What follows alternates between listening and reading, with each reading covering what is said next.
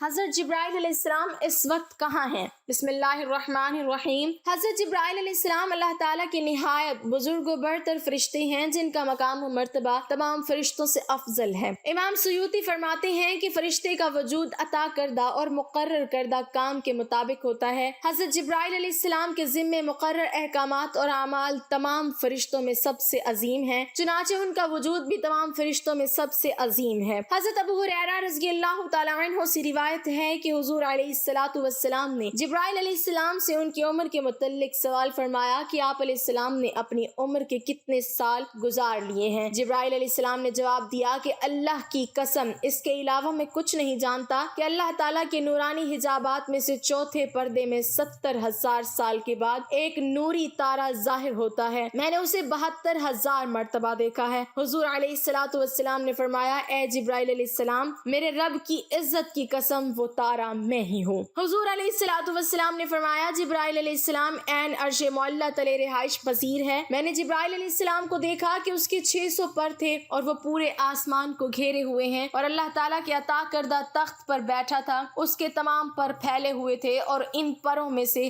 زمرد، موتی اور مروارید جھڑ رہے تھے۔ حضور علیہ الصلوۃ والسلام نے فرمایا، اس کے پروں کا رنگ سبز ہے اور پاؤں کے تلوں کا رنگ بھی سبز ہے۔ حضرت انس بن مالک رضی اللہ تعالیٰ عنہ روایت کرتے ہیں کہ حضور نبی اکرم صلی اللہ علیہ وسلم نے حضرت جبرائیل علیہ السلام کو بچپن میں اس سال دیکھا جس سال آپ صلی اللہ علیہ وسلم کی والدہ ماجدہ کی وفات ہوئی۔ حضور علیہ الصلوۃ والسلام دیگر بچوں کے ساتھ مشغول تھے کہ یکدم ایک شخص آیا اور آپ علیہ الصلوۃ والسلام کو پکڑ کر زمین پر گرا دیا۔ خوف اور ہیبت کی وجہ سے آپ صلی اللہ علیہ وسلم کے قریب موجود دوسرے بچے بھاگ کھڑے ہوئے۔ حضور علیہ الصلوۃ والسلام نے فرمایا، اس شخص نے میرا سینہ چیرا اور میرے دل کو اپنے ہاتھ سے پکڑ لیا۔ اس نے دل میں سے ایک چیز نکالی اور کہا کہ یہ شر کا ذرہ آپ کے اندر تھا، اور اس کو نکال کر پھینک دیا اور میرے دل کو سونے کی تشتری میں رکھ کر آب زمزم سے دھویا اور پھر میرا سینہ دوبارہ سی دیا۔ جب دوسرے بچے اپنے والدین کے ساتھ واپس آئے تو میرا سینہ پہلی حالت میں آ چکا تھا۔ اس وقت حضور علیہ الصلوۃ والسلام کی عمر مبارک 6 سال تھی۔ ایک دن حضور اکرم صلی اللہ علیہ وسلم نے جبرائیل علیہ السلام سے پوچھا، اے جبرائیل، کبھی تجھے آسمان سے مشقت کے ساتھ بڑی جلدی اور فوراً بھی زمین پر اترنا پڑا؟ جبرائیل علیہ السلام نے جواب دیا، ہاں یا رسول اللہ، 4 مرتبہ ایسا ہوا ہے کہ مجھے رفتار کے ساتھ فوراً زمین پر اترنا پڑا۔ حضور اکرم صلی اللہ علیہ وسلم نے پوچھا، کس کس موقع پر؟ جبرائیل علیہ السلام نے عرض کیا، ایک تو جب حضرت ابراہیم علیہ السلام کو آگ میں ڈالا گیا تو میں اس وقت عرش الہی کے نیچے مقام سدرۃ المنتہا پر تھا، مجھے حکم ہوا جبرائیل علیہ السلام میرے خلیل کے آگ میں پہنچنے سے پہلے فوراً خلیل کے پاس پہنچو، چنانچہ میں بڑی رفتار کے ساتھ اس سے پہلے کہ وہ آگ میں پہنچتے ان کے پاس پہنچ گیا۔ دوسری بار جب حضرت اسماعیل علیہ السلام کی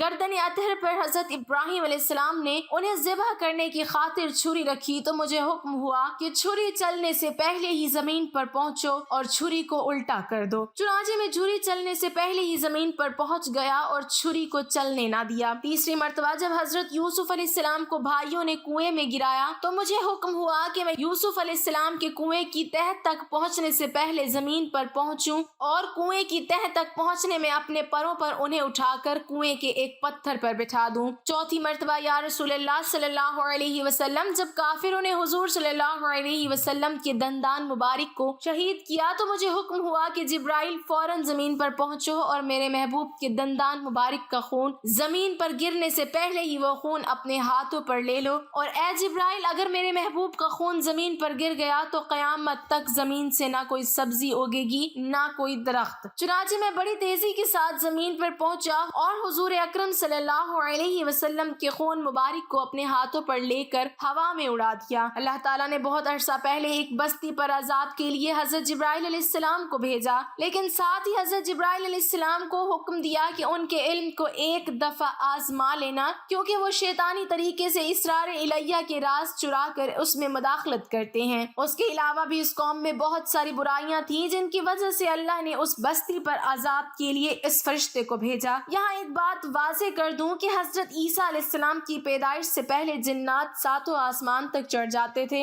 حضرت عیسیٰ علیہ السلام کی پیدائش کے بعد آسمان پر جانے پر ان پر پابندی لگا دی گئی۔ یہ جنات فرشتوں کی باتیں سن کر کاہنوں کو بتا دیتے تھے، اسی لیے کاہن مستقبل کی خبریں دینے میں مشہور ہو جاتے تھے۔ جیسے نبی اکرم صلی اللہ علیہ وسلم کی پیدائش سے پہلے کچھ کاہنوں نے نبی اکرم صلی اللہ علیہ وسلم کی دنیا میں آمد کی خبر دے رکھی تھی۔ بہرحال حضرت عیسیٰ علیہ السلام کی پیدائش کے بعد اوپر والے 3 آسمانوں پر جنات کو روک دیا گیا۔ پھر جب ہمارے نبی کریم صلی اللہ علیہ وسلم کی پیدائش ہوئی تو تمام جنات کو 7 آسمانوں پر چڑھنے سے روک دیا گیا اور ان کو اب آگ کے گولے پڑتے ہیں۔ ناظرین، آپ نے اکثر مشاہدہ کیا ہوگا کہ آسمان سے کوئی ستارہ تیزی سے زمین کی طرف گرتا ہوا نظر آتا ہے اور اچانک غائب ہو جاتا ہے، جس کو لوگ پتہ نہیں کیا کیا روپ دیتے ہیں، جبکہ اصل میں وہ جنات کو مار پڑتی ہے جو آسمان پر چڑھنے کی کوشش کرتے ہیں۔ اس کا ذکر سورۃ ملک میں موجود ہے، آیت نمبر 3 تا 5۔ ترجمہ: جس نے 7 آسمان بنائے ایک کے اوپر دوسرا، تو رحمان کے بنانے میں کیا فرق دکھتا ہے؟ تو نگاہ اٹھا کر دیکھ، تجھے کوئی سوراخ نظر آتا ہے؟ پھر دوبارہ نگاہ اٹھا، نظر تیری طرف ناکام پلٹ آئے گی، اور بے شک ہم نے نیچے آسمان کو چراغوں سے آراستہ کیا اور انہیں شیطانوں کے لیے مار کیا اور ان کے لیے بھڑکتی آگ کا عذاب تیار فرمایا۔ تو ناظرین، اس قدیم قوم کی برائیوں میں سب سے بڑی برائی ان کی یہ تھی کہ وہ شیطانی علوم سے شرک و کفر کے ذریعے اسرار الہی میں مداخلت کرتے تھے، اور اللہ نے ان کو ڈھیل دے رکھی تھی۔ ان کے نیکوکار لوگ ان کو منع کرتے کرتے تھک کر اپنی بستی سے دور جا چکے تھے، کیونکہ وہ اپنی بری حرکتوں سے باز نہ آتے تھے۔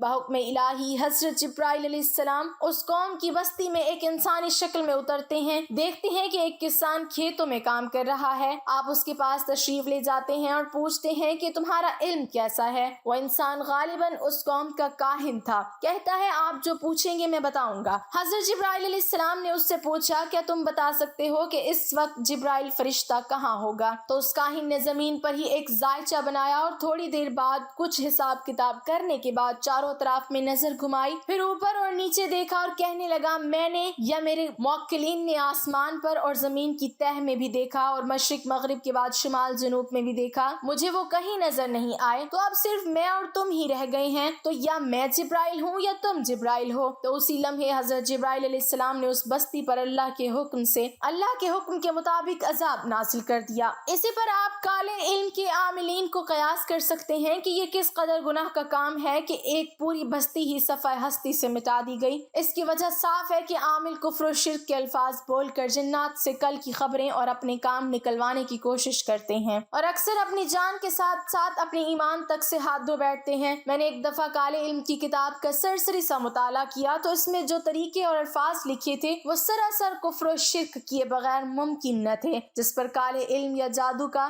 اثر ہو جائے تو اس کو قرآنی آیات سے کاٹ کروانا درست ہے، جیسے کہ قرآن حکیم فرقان حمید کی آخری 2 سورتوں کے نزول کا ایک مقصد یہ بھی تھا کہ مسلمان کالے علم اور جادو سے اپنی حفاظت کر سکے۔ اللہ تعالی ہمارے مسلمان بھائی اور بہنوں کو کالے علم اور جادو کے اثر سے محفوظ رکھے اور اس کے کرنے والوں کو ہدایت عطا فرمائے، آمین ثم آمین۔ ناظرین، کمنٹ باکس میں اللہ تعالی کے 99 ناموں میں سے ایک نام ضرور ٹائپ کریں۔